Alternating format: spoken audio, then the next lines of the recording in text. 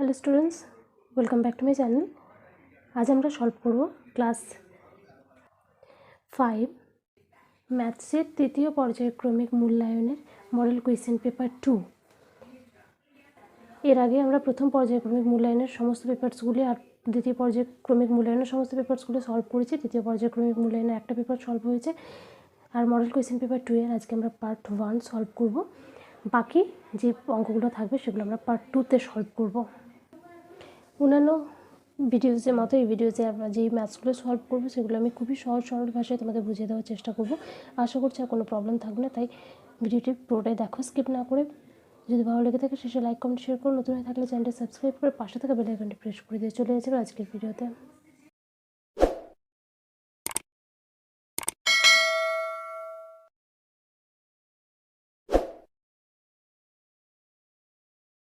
উত্তর দাও। কয়ে আছে 0.003, 0.03 আর 0.3-এর মধ্যে কোনটি ছোট কোনটি বড়। তো এই অঙ্কটা তোমরা এভাবেই সলভ করবে। যেহেতু 1 নম্বরের প্রশ্ন, তাই সব অঙ্কের মধ্যে লিখে সলভ করার প্রয়োজন নেই। তোমরা রাফের মধ্যে এই যে দশমিক ভগ্নাংশগুলো আছে সেগুলো লিখবে।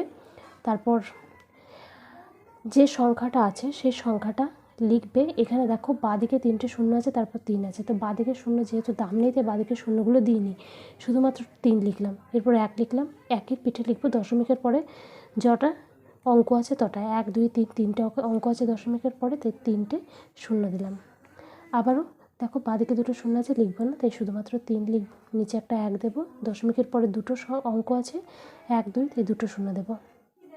আবারও বাঁদিকে শূন্যটা দেবো না, 3 দেবো শুধুমাত্র, একটা 1 দেবো, দশমিকের পরে একটা সংখ্যা আছে একটা শূন্য দেবো। তো এখানে সবগুলো দেখতে পাচ্ছি আমরা লবগুলো একই, হরগুলো আলাদা। তো যদি লব একই হর আলাদা হয় তাহলে আমাদের মাথায় রাখতে হবে হরগুলোর মধ্যে থেকে আমরা ছোট বড় বিবেচনা করব।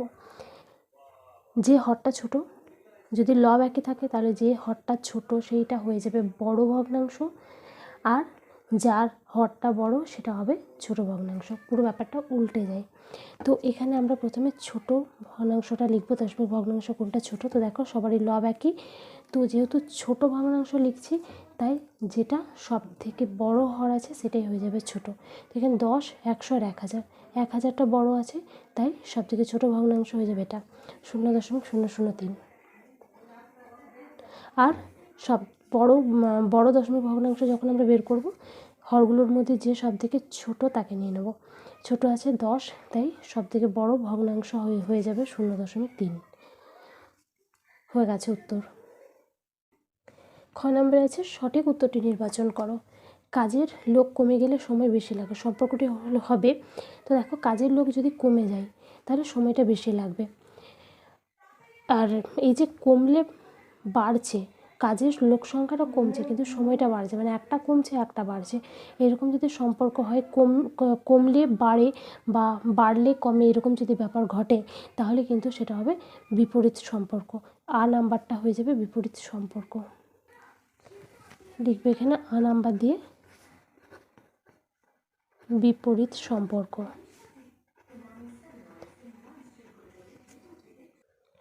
গ নাম্বারে বলা হয়েছে ঘড়িতে 9টা বাজলে ঘন্টা কাঁটা ও মিনিটের কাঁটার মধ্যবর্তী কোণের মান কত।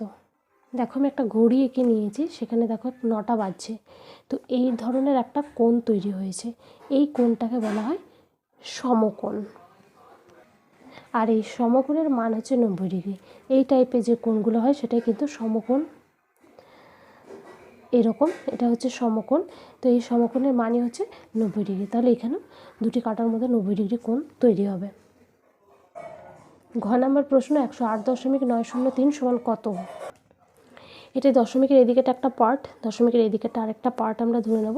এদিকে 108 লিখব। এই যে আর দশমিকের পরেই 903 আছে, আমরা লিখে নেব 903। নিচে একটা 1 দেব, দশমিকের পরে যটা সংখ্যা তটা শূন্য দেবো। দশমিকের পরে দেখো 3টে অঙ্ক রয়েছে বা 3টে সংখ্যা 1 2 3, তাই আমরা 3টে শূন্য দেবো। ব্যাস হয়ে গেছে।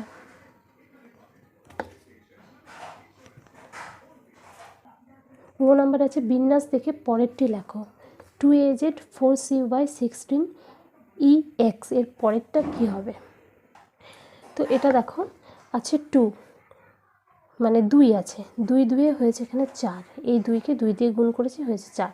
এই 4কে 4 দিয়ে গুণ করেছি, হয়েছে 16। তাহলে নিশ্চয়ই পরেরটা লেখার জন্য এই 16কে আমরা 16 দিয়ে গুণ করব। আরেকবার বলে দিচ্ছি, এই 2কে আমরা 2 দিয়ে গুণ করার পরে 4 পেয়েছি, এই 4কে 4 দিয়ে গুণ করার পরে 16 পেয়েছি। তাহলে এই 16কে 16 দিয়ে গুণ করে যেটা হবে সেই সংখ্যাটা আমরা এখানে লিখব। 16কে 16 দিয়ে গুণ করে পাওয়া যাবে 256, লিখে দেবো 256। এবার দেখো আছে এ আর সি, এ আছে, বি বাদ দিয়ে সি লেখা আছে এখানে, তারপর সি এর পরে ডি নেই, আছে ই লেখা, মানে একটা বাদ দিয়ে একটা আসছে। তাহলে এর পরে বি বাদ দিয়ে সি, সি এর পরে ডি বাদ দিয়ে ই, ই এর পরে এফ বাদ দিয়ে নিশ্চয়ই জি হবে। এরপরে শেষের দিক থেকে দেখো জেড আছে, জেডের পরে লাস্টের কয়েকটা লেটার লিখে বুঝিয়ে দিচ্ছি আমি তোমাদের, WXYZ। তো এখানে জেড আছে, তার আগের লেটারটা আছে ওয়াই, ওয়াইয়ের আগের লেটারটা আছে এক্স, এক্সের আগের লেটারটা আমাদের এখানে লিখতে হবে, এক্সের আগে আছে ডব্লিউ। এটাই হলো বিন্যাস 256256GW। 6 নম্বর একটা অর্ধগোলকের ছবি আছে, আর সেখানে অ আ করে চিহ্নিত করা আছে। এই অর্ধগোলকটির অ এবং আ চিহ্নিত তলগুলি কী প্রকার? তো দেখো অ তলটি কি সমতল, আর আ তলটি দেখো বক্রতল, বাঁকা। তাহলে অ তলটির নাম হচ্ছে সমতল, আর আ তলটি হচ্ছে বক্রতল। তাই লিখবে অ দিয়ে সমতল, আ দিয়ে বক্রতল। এবার 6 নম্বর আছে সমকোণী ত্রিভুজ কখন সমকোণী সমদ্বিবাহু ত্রিভুজ হবে? তো দেখো এটা হচ্ছে সমকোণী ত্রিভুজ। তো এই সমকোণী ত্রিভুজ কখন সমদ্বিবাহু ত্রিভুজ হবে? সমকোণী মানে যার একটা কোণের মান থাকবে 90 ডিগ্রি, আর সমদ্বিবাহু মানে দুটো বাহুর মান সমান হবে। তো দুটো বাহুর মান যদি সমান হয়, আমরা জানি সবসময় সমকোণী ত্রিভুজের সমকোণের বিপরীত বাহুটা হচ্ছে সবথেকে বড়। তাহলে এটা যদি সমকোণ হয়, এই বাহুটা কিন্তু হবে সবথেকে বড়, যার সাথে এই বাহু আর এই বাহুর কোনো মিল থাকবে না, এইটা এই বাহু বা এই বাহুর থেকে এটা হবে বড়। তাহলে সমকোণী ত্রিভুজের আমরা এই বাহুটাকে কখনোই সমান হবে না, যেহেতু দুটো বাহু সমান হতে হয়, সেই দুটো বাহুর মধ্যে এই বাহুটা কোনোভাবেই পড়বে না। তাই সমকোণ সংলগ্ন যে বাহু দুটো থাকবে, এই বাহুটা আর এই বাহুটা, এই দুটোকে সমান হতে হবে। তাই সমকোণী ত্রিভুজে সমদ্বিবাহু কখন হবে? যখন সমকোণ সংলগ্ন বাহুদ্বয়ের দৈর্ঘ্য সমান হবে। জয়ের অঙ্কটা আছে, বর্গীয় জয়েরটা আছে, 5 কিগ্রা আলুর দাম 60 টাকা, 8 কিগ্রা আলুর দাম কত হবে?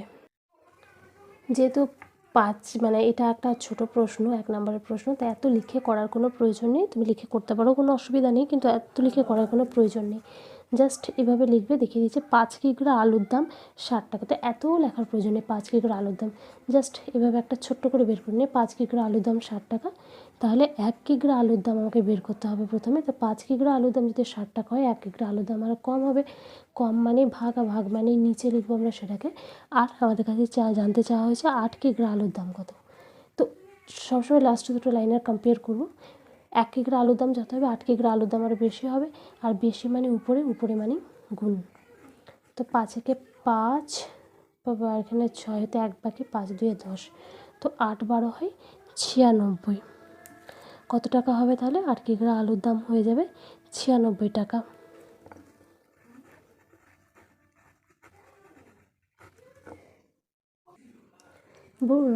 এবার 6 নাম্বার, 49-এর মৌলিক উৎপাদক কে কী? তো এই 49টাকে আমরা রাফের মধ্যে ভেঙে নিতে পারি। 49 যাবে 7 দিয়ে, 7 7 49 আর যায় না। তো এখানে মৌলিক উৎপাদক কি? 7 আর 7, তাই 7, 7 লিখে নেবে। নেক্সট নাম্বার আচ্ছা, সঠিক উত্তরটি নির্বাচন করো। কতগুলি বৃত্ত দেওয়া আছে, আচ্ছা বৃত্তগুলির মোট কেন্দ্রের সংখ্যা কত?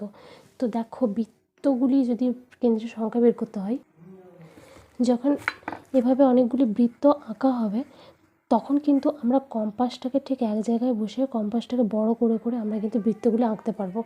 তো কম্পাসটা আমরা এক জায়গায় বসিয়েই করতে পারি। তো এই প্রত্যেকটা বৃত্তের কেন্দ্র কিন্তু হবে একটাই, তাই এখানে সঠিক উত্তর হয়ে যাবে নাম্বার 1টি।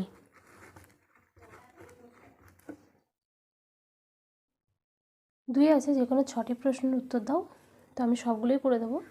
কয়ে বলা হয়েছে 90 জনের 2 সপ্তাহের মজুদ খাদ্যে 21 জনের কতদিন চলবে? 90 জন থাকলে তারা 2 সপ্তাহ খেতে পারত, তাহলে 21 জন যদি খায় তাহলে কতদিন চলবে? তাহলে প্রথমে এখানে ক্লিয়ার করে দেবে 2 সপ্তাহ মানে কতদিন। 2 সপ্তাহ সমান 2 গুণ 7 দিন, কারণ 1 সপ্তাহ সমান 7 দিন যদি হয়, তাহলে 2 সপ্তাহ সমান 2 গুণ 7 দিন সমান 14 দিন। এবার এখানে একটা টেবিল করে নেবে লোক সংখ্যা আর দিন সংখ্যার। লোক সংখ্যা ব্র্যাকেটে লিখবে জন, আর দিন সংখ্যা এখানে 90 জনের কতদিন চলবে, 14 দিন, 2 সপ্তাহ বলেছে, 14 দিন চলবে। তাহলে 21 জনের কতদিন চলবে সেটা জানতে চাওয়া হয়েছে। এবার লিখবে 90 জনের মজুদ খাদ্যে চলে সময় 14 দিন। এবার 1 জনের মজুদ খাদ্যে চলে, তো 90 জন যদি যে খাবারটা খেলে 14 দিন চলতো, 1 জন যদি সেই খাবারটা খায় তাহলে নিশ্চয়ই আরও বেশি দিন চলবে। ধরো একটা বাটিতে তোমাকে কিছু খাবার দেওয়া হলো, তোমাকে বলা হলো যে তুমি আর তোমার ভাই মিলে খাও, সেটা তোমরা 2 মিনিটে শেষ করে ফেললে। কিন্তু যদি তোমাকে বলা হয় তুমি একাই বাটি খাবারটা খাও, তাহলে তুমি নিশ্চয়ই 2 মিনিটে শেষ করতে পারবে না, আরও একটু বেশি সময় লাগবে, কারণ 2 জন মিলে তোমরা 2 মিনিটে শেষ করলে, তাহলে 1 জনে যদি তুমি খাও তার একটু বেশি সময় লেগে যাবে। তাহলে সেই একই ব্যাপার এখানে 90 জনের যদি 14 দিন চলে, 1 জন যদি সেই খাবারটা খায় তাহলে আরও বেশি দিন চলবে। আর বেশি মানে গুণ, গুণ মানে ওপরে,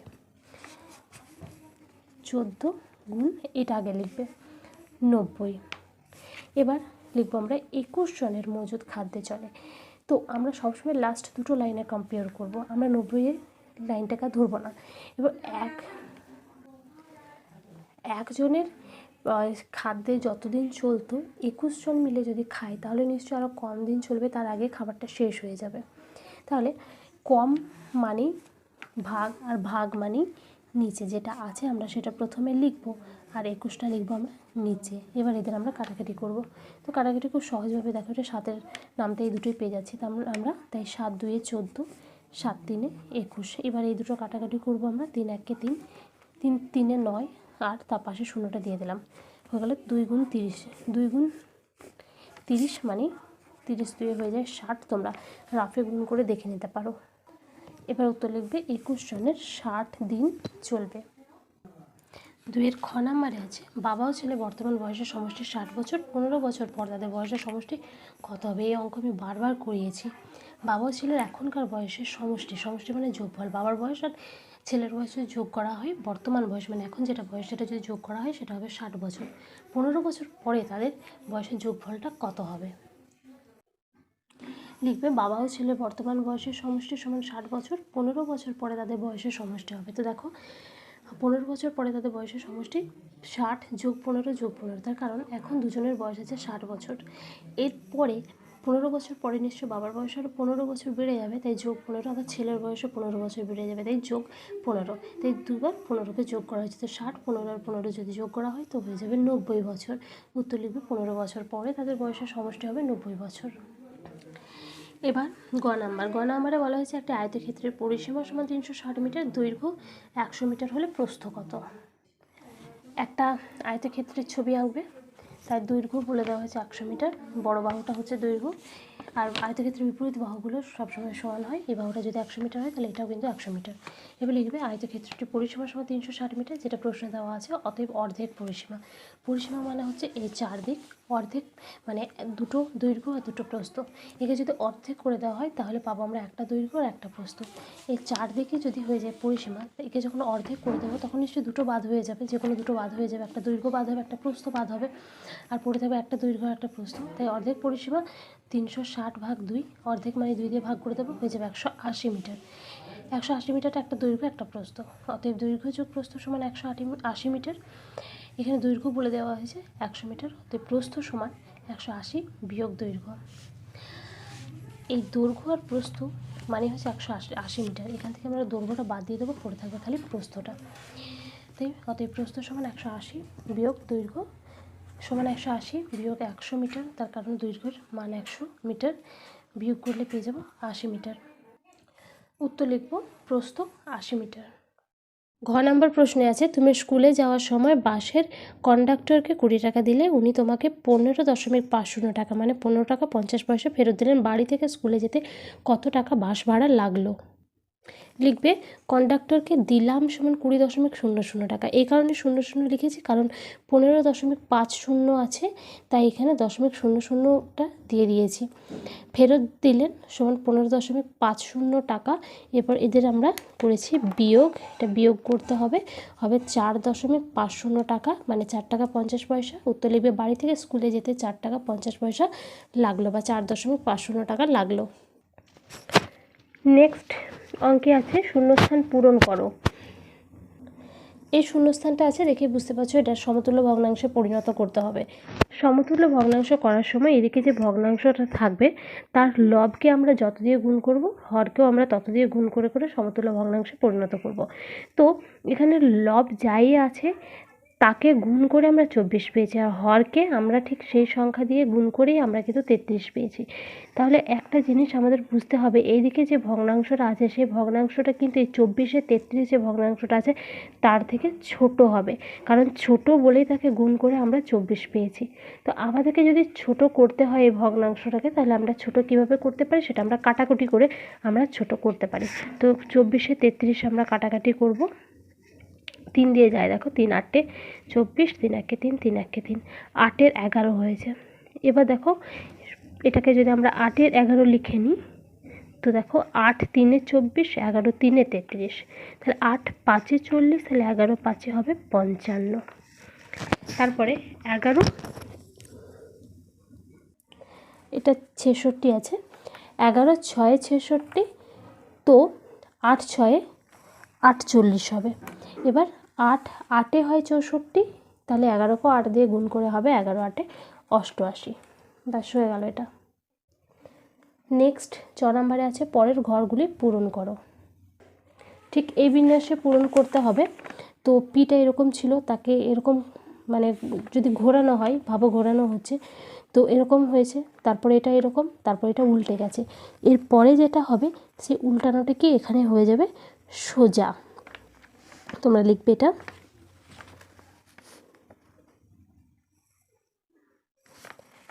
এর পরের যে পিটা হবে সেটা এইদিকে ঘুরে যাবে, মানে হবে এরকম। এর পরের যেটা হবে সেটা আরও ঘুরে যাবে, হয়ে যাবে এরকম। নেক্সট যে পিটা হবে সেটা বাস কোনো জিনিসকে এরকমভাবে যদি ঘোরানো হয় তাহলে যেটা মানে যে পজিশনে, মানে কোন পজিশনে সেটা কীরকম দেখতে হচ্ছে সেটা দেখতে হবে। আমার হাতের কাছে থাকা এই পেনের ঢাকনাটা দিয়ে আমি তোমাদের বুঝিয়ে দিচ্ছি ব্যাপারটা। ধরো এটা পি, ওকে, এটা ফার্স্টে এরকমভাবে ঘোরানো হচ্ছে, তারপরেরটাই ঠিক এরকম হয়ে যাচ্ছে, এর পরেরটাই একে এরকমভাবে ঘোরানো হয়েছে, নেক্সট তাকে এরকমভাবে ঘোরানো হয়েছে। এরপর যেটা হবে সেটা হবে এইরকমভাবে ঘোরানো হবে, তারপর এইরকমভাবে, তারপরে হয়ে যাবে এরকমভাবে ঘোরানো। বা সেটাই এখানে ছবির মাধ্যমে দেখানো হয়েছে। নেক্সট 6 নম্বরে বলা হয়েছে 1 ডজন ডিমের দাম 72 টাকা হলে 27টি ডিমের দাম কত। তো প্রথমে লিখে নেবে 1 ডজন সমান 12টি, এখানে ডিমের সংখ্যা আর টাকার কথা বলা হয়েছে, এখানে ডিমের সংখ্যা টি আর মূল্য টাকা। তো 12টা ডিমের দাম কত, 72 টাকা, 27টা ডিমের দাম কত সেটা বের করতে হবে। লিখবে 12টি ডিমের দাম সমান 72 টাকা, একটি ডিমের দাম সমান 12টা ডিমের দাম যদি 72 টাকা হয়, একটা ডিমের দাম আরও কম হবে, কম মানে ভাগ, আর ভাগ মানে নিচে আগে 72 লিখবো, তারপর 12 টাকা।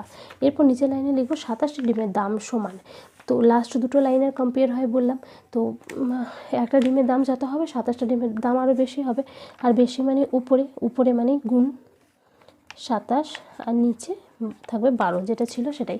এবার আমরা কাটাকাটি করব, কাটাকুটি দেখো আমরা 2 দিয়েও করতে পারি, 3 দিয়েও করতে পারি, 3 4 12, 3 9 27।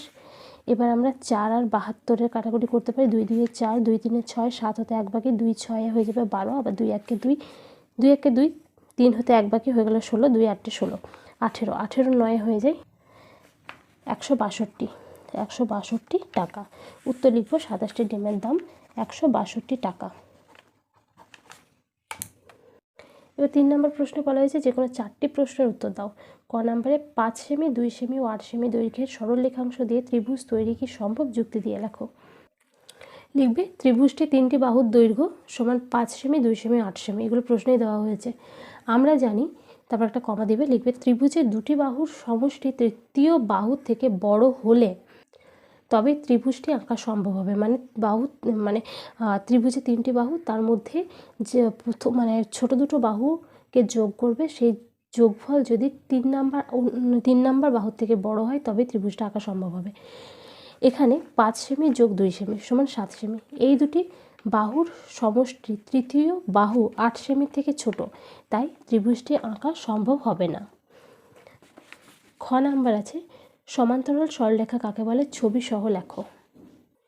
লিখবে একই সমতলে অবস্থিত দুই বা ততোধিক সরলরেখা চলার পথে পরস্পরকে কোথাও স্পর্শ না করে সর্বদা সমান দূরত্ব বজায় রেখে চলে, তবে তাদেরকে সমান্তরাল সরলরেখা বলে। এরকমভাবে ছবি এঁকে নেবে। এ দুটো হচ্ছে সমান্তরাল সরলরেখা। এ বি নাম দিয়ে দেবে, প্রথমটা নাম দিয়েছি আমি এ বি, তারপর একটা CD. A B O CD পরস্পর সমান্তরাল সরলরেখা। গ নাম্বারে আছে একটি ঘনকের তল সংখ্যা, ধার সংখ্যা, শীর্ষবিন্দু সংখ্যা, তলের প্রকৃতি কিরূপ লেখো। ঘনকের তল সংখ্যা সমান 6টি। ঘনক মানে তোমরা একটা লুডোর ছকাকেও ধরে নিতে পারো। তো লুডোর যে গুটিটা থাকে সেটা দেখবে এটা একটা ঘনক, তার তল সংখ্যা 6টা, তোমরা গুনে দেখে নিও।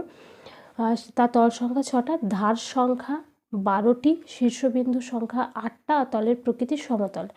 এবার ঘ নাম্বারে আছে ঘড়িতে মিনিটের কাঁটা ও ঘন্টার কাঁটা 90 ডিগ্রি কোণ তৈরি করে।